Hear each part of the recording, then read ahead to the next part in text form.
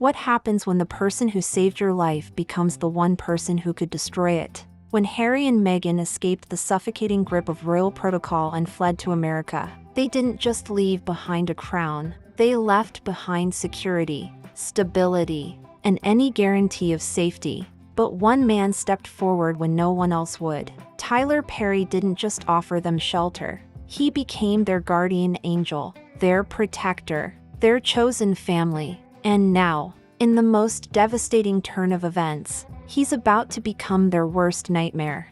Picture this. It's 2020, and the world is watching as two of the most famous people on the planet are essentially cast out from the only life they've ever known. No security detail, no financial support, no safe harbor. The royal family had turned their backs, and the media was circling like vultures. That's when Tyler Perry, a man who had never even met them personally, opened his doors and his heart. His Beverly Hills mansion wasn't just a temporary refuge. It became a fortress where Harry, Meghan, and baby Archie could breathe for the first time in months. Perry didn't just provide walls and security cameras. He gave them something far more valuable: unconditional loyalty. When Meghan gave him the sacred title of godfather to their daughter Lilibet, it wasn't just gratitude. It was a promise of eternal connection, a bond that seemed unbreakable. For months, the world watched as this unlikely friendship blossomed. Perry became Uncle Tyler, the man who helped them navigate their new reality. He was there during the Netflix planning sessions, the Oprah interview preparations, and countless late-night conversations about how to build their new life. The cameras captured their genuine affection, their tearful thank yous, and Meghan's repeated declarations that Perry was her rock, her chosen family. But here's what no one saw coming. Here's the twist that no one, not even Perry himself, could have predicted. Sometimes the people you save don't just forget your kindness. Sometimes they erase you completely when you become inconvenient. Everything changed in a single day. A $260 million lawsuit landed on Perry's desk like a bomb. Actor Derek Dixon filed explosive allegations about toxic workplace conditions, intimidation, and career destruction. Suddenly, the generous billionaire who had rescued the Sussexes wasn't just a Hollywood success story. He was a liability, a risk, a problem that needed to be solved. And here's where this story gets truly shocking. Within hours of the lawsuit making headlines, Meghan didn't just distance herself from Perry. She obliterated him. Every trace of their relationship vanished from her digital footprint like he had never existed. Photos from Lilibet's christening? Gone. Instagram posts gushing about Uncle Tyler? Deleted. References to him as godfather in interviews? Scrubbed. Even Lilibet's Wikipedia page was quietly edited, changing as to was in reference to his godfather status. The internet doesn't forget, and eagle-eyed royal watchers noticed immediately. Screenshots began flooding social media platforms. Reddit threads exploded with before and after comparisons. The hashtag "Where's Uncle Tyler?" started trending worldwide. Here was a man who had literally saved their lives, who had been considered family, treated like a PR problem to be erased. But Meghan's team made one catastrophic mistake. They forgot that Tyler Perry isn't just any Hollywood figure. He's a self-made billionaire who built his empire by being smarter than everyone else in the room. And smart people keep receipts. More importantly, they protect themselves legally. Buried deep in the guest residency agreement that Harry and Meghan signed when they stayed at Perry's mansion was a clause that most people would overlook.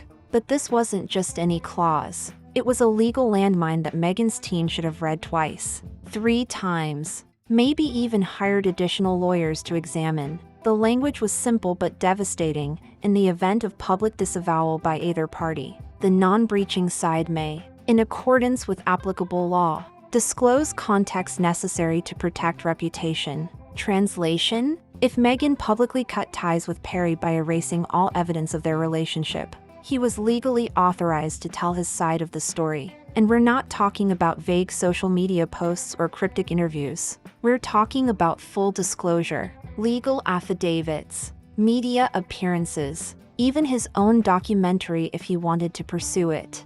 Think about what Perry witnessed during those crucial months. He wasn't just a friend dropping by for dinner.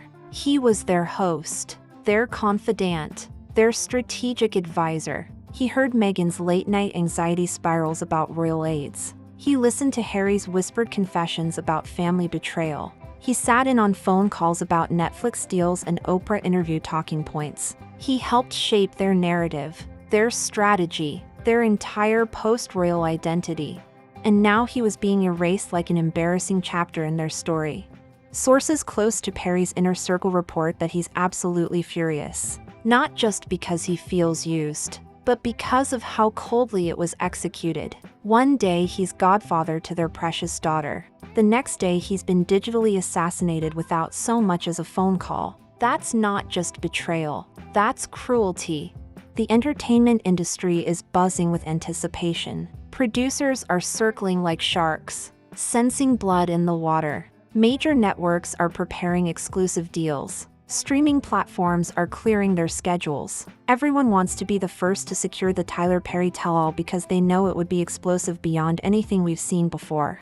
Imagine Perry sitting down for a primetime interview, calmly detailing everything he witnessed. The strategic conversations about playing the Diana card. The calculated decisions about what to reveal and what to withhold. The moments when their public persona didn't match their private reality. This wouldn't just be gossip. This would be a nuclear bomb dropped on their carefully constructed narrative. Meanwhile, Meghan's team has gone into full panic mode. She's flooding her social media with perfectly curated lifestyle content, trying to drown out the controversy with garden photos and wellness posts. But the public isn't buying it. Every single post is flooded with comments asking the same question: where's Tyler? Even her business partners are getting nervous. A major skincare campaign has been quietly postponed. A high-end wine collaboration has gone silent. Marketing teams are reviewing contracts, wondering what happens if Meghan's image takes another devastating hit. But Perry's silence is strategic. He's not rushing to respond or defend himself. He's letting the other side panic, overcorrect, and potentially make even bigger mistakes, because he knows something that Meghan's team is desperately trying to contain. He has evidence, not just photos and text messages, but audio recordings, detailed notes, and behind-the-scenes footage from those crucial months. Perry wasn't gathering dirt. He was documenting a historic moment in real time. But now those very records could become the most damaging evidence against the Sussexes. And then it happened. The leak that changed everything. A 58-second audio clip appeared online, uploaded by an anonymous account but rapidly spreading across every platform. In it, Meghan's voice is clearly audible discussing press strategy, talking about selective sympathy, and wondering if playing the Diana card too frequently might appear calculated. In the background, a male voice, presumably Harry's, complains about Netflix not wanting too much crying in their content. The internet exploded. Within minutes, selective sympathy was trending globally. Headlines across the UK and US lit up like Christmas trees. Royal commentators went into overdrive. Pro-Sussex social media pages went completely silent, while critics declared it the smoking gun they'd been waiting for. But here's the terrifying part for Meghan. Sources claim this clip is just the beginning. Perry allegedly has over 17 hours of similar material. Phone conversations, planning sessions, uncut discussions about royal family members, and early drafts of their Oprah talking points. Material that could completely shatter their public image. Suddenly, Meghan's empire is crumbling. Brand deals are being paused. A planned podcast relaunch has been quietly shelved. A rumored skincare line with a major beauty conglomerate is being reevaluated. The woman who once controlled media narratives like a master conductor is watching her orchestra descend into chaos. Harry saw the storm coming, the moment that audio clip hit the internet. Insiders report that he booked a private flight to London, not for a royal reunion, but for survival. For the first time in months, he's returned to the UK alone, reportedly staying at a discreet countryside estate, desperately trying to find a way out of what's becoming quicksand. There's even whispered talk of back-channel communications with his father's private office. of Harry floating the possibility of returning to royal duties, even part-time. Nothing formal, nothing concrete, but the fact that it's even being discussed shows how desperate the situation has become. The palace is watching with what sources describe as chilling satisfaction. The same aides that Meghan once accused of leaking stories are now quietly smirking in the corners of royal offices. They don't need to dance on the grave. The public is doing it for them. Harry still hasn't said a word publicly, but his team's fingerprints are all over the strategic leak. The timing, the surgical precision, the fact that the clip was just long enough to cause uproar but short enough to avoid immediate lawsuits. This wasn't sloppy revenge. This was message sending at its finest. What comes next? More clips. Almost certainly. Legal maneuvering. Possibly an exclusive interview with a major media figure. And if that happens, expect a complete chain reaction. Publishers pulling deals. Former allies stepping forward. Skeletons rattling from closets worldwide.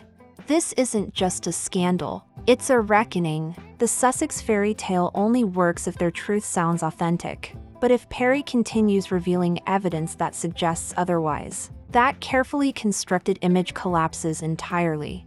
Harry's return to the UK isn't just symbolic. It's strategic retreat, damage control, a man trying to salvage what's left of his reputation before more devastating tapes drop. Because Harry didn't just open a door, he cracked the foundation of everything they've built. And once people start re-examining everything through that lens, from Oprah to Netflix to Spotify, nothing is safe. The world is watching as a billionaire who once saved them now holds the receipts that could destroy them. A prince who traded his palace for peace is now staring down another war. And a duchess who once seemed untouchable is publicly unraveling. This isn't just a bad week. It's an inflection point, and the entire world is watching to see who survives.